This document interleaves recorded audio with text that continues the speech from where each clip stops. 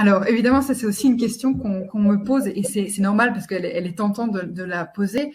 Alors, non, je rassure tout le monde, toutes les combinaisons sont évidemment possibles. Moi, je dis toujours que euh, ce qui est important, c'est le degré de conscience de chacun.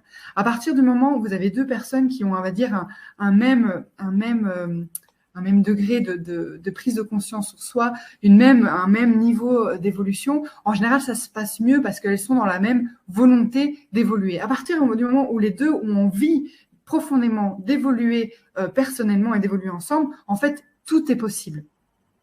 Donc non, il n'y a pas d'incompatibilité. Et d'ailleurs, je rebondis là-dessus parce que j'ai oublié de le mentionner et c'est super important, c'est que chaque profil a 9 niveaux d'évolution.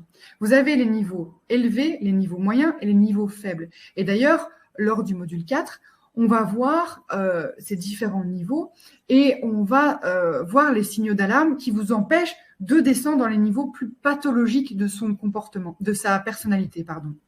Et donc, évidemment, c'est ça que j'essaie d'expliquer. Si vous avez un conjoint, on va dire, qui a un niveau faible d'évolution et que vous avez un niveau plus élevé, le dialogue va être moins évident.